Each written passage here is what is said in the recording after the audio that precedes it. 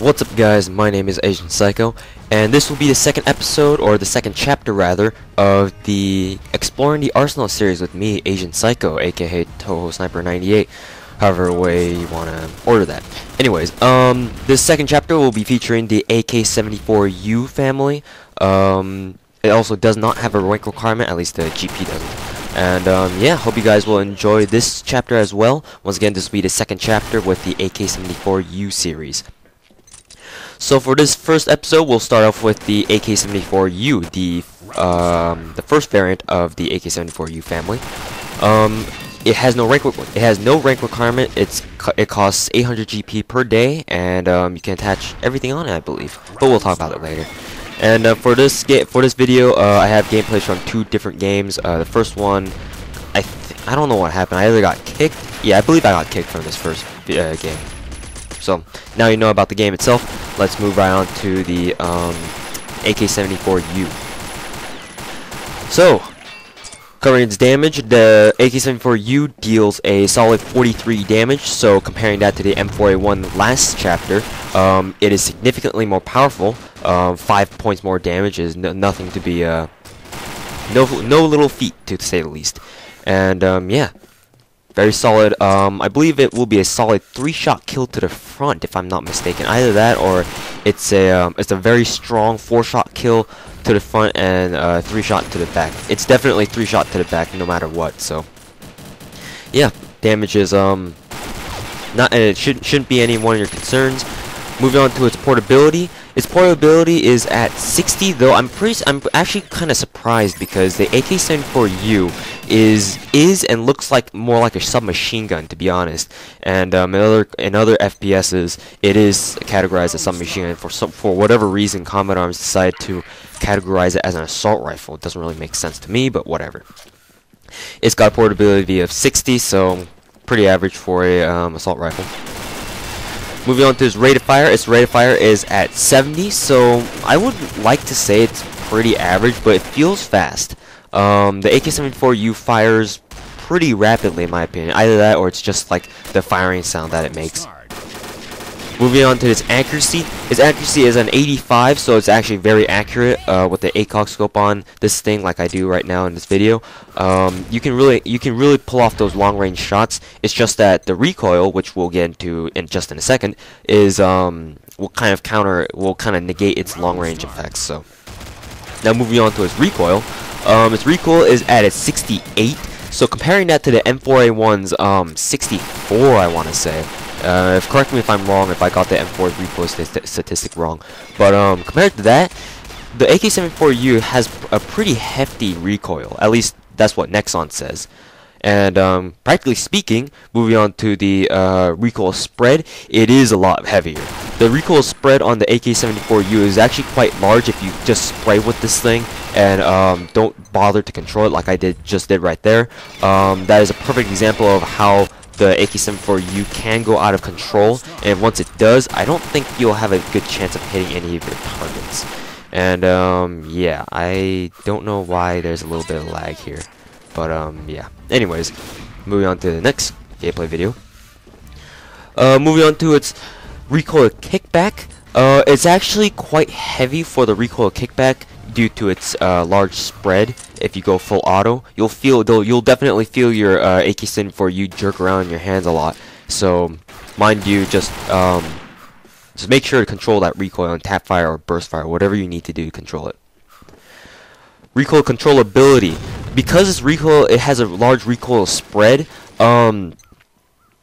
It's actually kind of hard to control, but it's much easier than, say, like the AK47, because the AK47, it's got even bigger spread, more kickback, and it's much harder to control. But then because the AK74U was meant to be, and pretty much is, a commando variant or a submachine gun variant of the AK47 rather, it's a lot easier to control the recoil on the AK74U. Possibly due to the fact that the center speed for the AK74U, what I mean by center speed is the time it takes for your gun to settle back into its original recoil pattern or recoil spread. So the center speed for the AK74U is a lot faster than the AK47, so that may be one of the reasons why. Moving on to its Tapfire Ability, it's actually quite good, except it's nowhere near other guns like the G36 or the CZA 805, which I've covered earlier in my Exploring the Arsenal Extra series. And you can definitely Tapfire, and with this ACOG and high accuracy at 85 is definitely doable. It's just that you might want to watch the rate at which you Tapfire, because if you Tapfire too fast, it's going to bounce around all over the place, and it's just the same as you spraying all over the place. Moving on to his reload speed. His reload speed is pretty average. I don't really see anything like exceptional about it, or anything that stands out about the reload speed. Mind you, the reload animation is the same as the AK47, so just a little tidbit of trivia right there. As for its luck, I don't know. I've never really gotten headshots with this thing. I would have to aim for heads if that's what she said. I would have to aim for heads if I really wanted to get lottos, but overall, if you're just spraying at someone, I don't think it tends to get you lotto headshots a lot. So if you really rely on getting lottos for your gameplay style, I don't think the AK74U is a good gun for you. As for its ammo capacity, it's at standard 30 rounds per magazine and 90 in reserve. And moving on to its key physical characteristics, the only key physical characteristic that you might want to take into account is that because it's designed as a submachine gun, though combat arms categorized as an assault rifle for whatever reason, its size makes it really small, so it's perfect for those commando or those stealthy kind of games where you want to sneak around the map and flank people from behind and whatever. And yeah, because of the small size, you can really hide around corners without worrying about your gun like its barrel sticking out of the side or something like that. Moving on to its muzzle noise. Muzzle noise is actually pretty loud, and it's a pretty high frequency noise, so people will be able to hear you if you don't have a silencer on it. For its attachment options, you can attach all attachment options on it: scope, extended mag, and a silencer. In this game, I have a ACOG TA3 scope and an extended mag 1 on it, because those two attachments are my favorite by far, and usually I don't use anything else. Is it Fireteam Worthy? I guess it's pretty average. The AK47 series is, I like the AK47 series a lot for, Fireteam, like Black Lung and Cabin Fever, because it's got high damage, it's got low rate of fire, so that means you can take out more zombies with the amount of ammo you have. Though I would recommend just taking the AK47 instead of the AK74U, because the AK74U is kind of like an SMG AK hybrid. So it may not get the job done as well, but that's up to you. The AK74U is still a solid choice for Fireteam. Moving on to whether or not it's quarantine worthy. I would have to say that compared to the AK47, obviously it's more quarantine worthy, because it's designed as a submachine gun. Portability for an assault rifle is pretty decent. So yeah, it's up to you whether or not you want to take it with you quarantining. Though I would just recommend a submachine gun anyway, because it gets the job. Submachine gun gets the job done a lot easier, or a lot more smoothly.